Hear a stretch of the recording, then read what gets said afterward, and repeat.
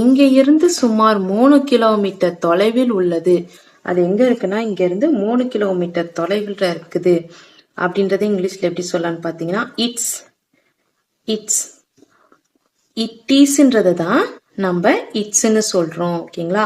இதே short pharma எழுதியிருக்கோம். ஓகேங்களா? ஐ போட்டு இட் போட்டு ஸ்பேஸ் விட்டுட்டு இஸ்ன்னு போட்டிருக்கோம்.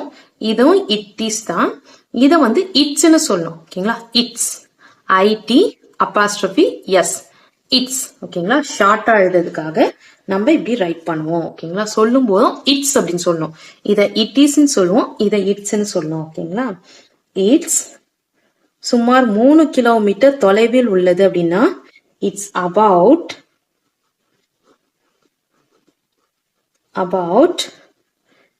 3 கிலோமீட்டர் 3 கிலோமீட்டர் இங்க இருந்து அப்படின்றதுக்கு from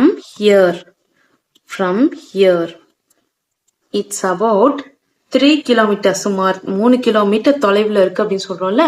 it's about 3 kilometre from here. it's about 3 kilometre from here. ஓகேங்களா? நெக்ஸ்ட் தயவு செய்து வேற யார்கிட்டயாவது கேளுங்க. இதை நம்ம எப்படி இங்கிலீஷ்ல சொல்லலாம் அப்படின்னு பாத்தீங்கன்னா நம்மளுக்கு ஃபர்ஸ்ட் தெரிஞ்ச சென்டென்ஸ்லாம் நம்ம ஃபர்ஸ்ட் வந்து இங்கிலீஷ்ல டிரான்ஸ்லேட் பண்ணிக்கலாம். தயவு செஞ்சு அப்படின்றதுக்கு நம்ம இங்கிலீஷ்ல என்ன சொல்லலாம்னு பாத்தீங்கன்னா ப்ளீஸ். தயவு செஞ்சு அப்படின்றதுக்கு ப்ளீஸ். வேற யார்கிட்டயாவது கேளுங்க அப்படின்றதுக்கு கேளுங்க அப்படின்றதுக்கு இங்கிலீஷ்ல நம்ம என்ன சொல்லுவோம்? ஆஸ்க். Please ask. வேற யார்கிட்டயாவது அப்படின்றதுக்கு someone else.